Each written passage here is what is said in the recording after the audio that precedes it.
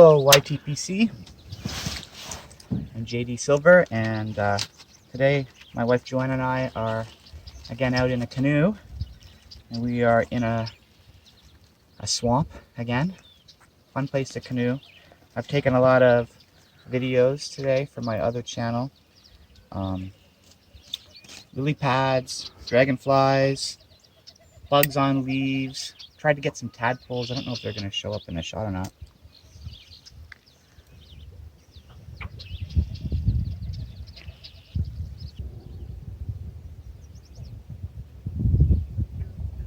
Do housekeeping. So this pipe is a billiard. It's a Mackenzie. It's got a fairly pretty grain. I don't know if you can see it.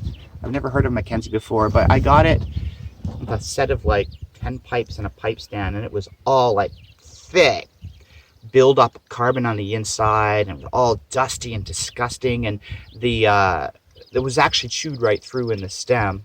So I kind of refurbished it a little bit. You know, you can build up, if the stem is all broken and stuff, you can take carbon, like I used filters out of a fish tank and crazy glue, and you kind of build it all up and then file and sand and polish and try to get it back to the way it was. This isn't perfect, but it's not bad considering what bad shape it was in before. It's a Mackenzie, and on this side it says, can't read that, something Briar. Anyway, billiard, nice little pipe. I like the little silver accent between the stem and the stummel. But I thought I'd tell a story. And I thought I'd tell another story about that old Mr. Wiltze that I mentioned in my introduction. He was a plumber friend of my dad's. He was like 80 or something, and my dad would go pick him up and take him on jobs. And I remember one time I wasn't with him, but I heard the story later. My dad went in, his wife was senile, and my dad knocked on the door and looked in. Bob, are you here? And Mrs. Wiltze was there without a shirt on. I think she was standing in her bra. We chuckled about that. She was, you know, it wasn't like it was a pleasing thing to come upon, I think. Hear my dad tell it. And the story I want to tell today is the time we went duck hunting, and we took Bob Wiltze along. And as a kid, I imagine I was 11 or 12 or something like that. And I stayed with Bob in his pipe, enjoying the smells. And my dad crossed over to the other side of the small pond or lake or whatever it was. And I remember, you know, the sound of the guns going off in the early morning. It was still kind of dark. And it was like, I was imagining I was in this war scene. You'd hear coming from different directions, and the smoke from Bob's pipe was wisping by. I imagine that was the gunpowder, you know, from being in this battle scene. Of course, the enemy was not people who are against freedoms. They weren't Russians or Germans or any of the enemies that you think of as a boy. But it was ducks. And we were sitting there looking out over the pond, and all of a sudden I hear this, you know, and then I hear all around me as the shot landed in the leaves and stuff. I'm like, what is that, Mr. Wiltze? And he explained it to me. And I remember we would kind of head off looking for a new place to sit and wait and shoot. I wasn't carrying a gun or anything. I probably had a toy gun. My dad used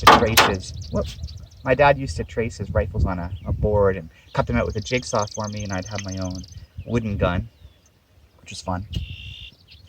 So I may have had that, and I remember that we would like head off through the woods trying to find a new place to sit, and the branches would be snapping. You know, Mr. Wiltze or my dad would be leading the way, and the branches would be snapping around over top of your head, and you're ducking, trying not to get hit. And sometimes my dad could be really single-minded, getting from point A to point B, and I just kept up. And one time I was following him, and he let a branch go, and it smacked me right in the head. You know, and he stopped. He's like, "Oh, Jason, are you okay? I'm sorry." Yeah, I'm fine, Dad. I probably cried, but that was one of the good memories I have with Mr. Wiltze. There's something about being out in the woods and in nature, kind of like we are right now, just connected to the experiences of what our ancestors must have felt. Hearing nature, the birds all around us, having to find your own food, hunting, gathering. It makes me think of a video that I watched this morning. I was laying in bed waiting for my wife to wake up. Usually she's up first, but today she was sleeping in, and I'm a slow to wake kind of person. I went down and made coffee for her, but before I did, I muted a video on YouTube and watched it. Look at that dragonfly, just hovering. And it was a video of the last hunter-gatherer tribe in Africa, one of the last. And it was on the west side of Africa. No, the east side of Africa, I think. And this white guy, was interviewing them, trying to ask them questions about the meaning of life. Just seeing, you know, what do these people who are still so hand-to-mouth and in touch with maybe the very oldest way of being a human, what do they have to say about things like where you go when you die, what's the meaning of life, what's the most important thing in life? And I was surprised by their answers, actually. Well, I shouldn't have been, but their answers were, when he asked them what's the most important thing in their life, the chief looked right at the camera. He looked surprisingly modern to me for somebody who was so out of touch with Western culture and stuff. But he looked right at the camera and at the person. He said, "Friend, meat. Meat is the most important thing." And then he saw it, sort of put his head down like this and looked down to the side. And he said, "And honey, if you can find it." Now he wasn't speaking English, but there were subtitles. And a young lad came and sat down beside him, wanted to be part of the conversation. And he said, "Water. Without water, you die." And then the chieftain said, "Yeah, meat, honey, if you can find it, water is the meaning of life." You know, maybe to our modern sensibilities, that seems kind of naive or maybe even a little romantic. But think about, they don't really have time to think about anything deeper than where their next meal is coming from. So I don't know how to think about that, whether to idealize it a little bit and think, wow, what a simple and peaceful life that must be when you just enjoy eating the pleasures of honey. Except you've got to find that stuff. Exactly. Except that your life is always seeking for sustenance, just for food. You don't have time to look up at the stars and wonder, at least presumably.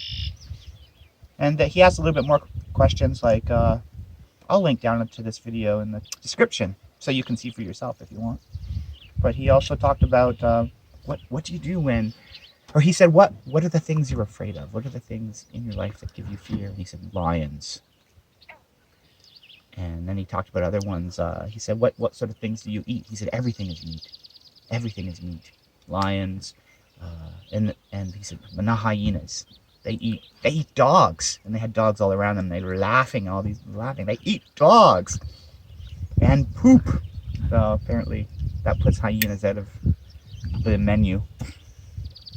But anyway, there's lots of other good things in that. It's worth watching if you're interested.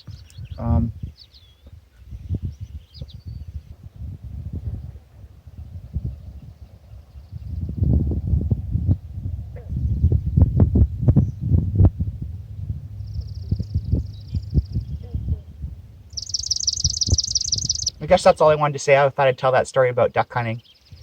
And maybe if you're interested, leave a comment below about your earliest memory of a pipe smoker. Maybe when you were with a family friend or your father or something like that. So have a wonderful day today, and I will see you next time. Bye-bye. There's a bunch of dragonflies here. See them? Oh, there's one right there on that lily pad.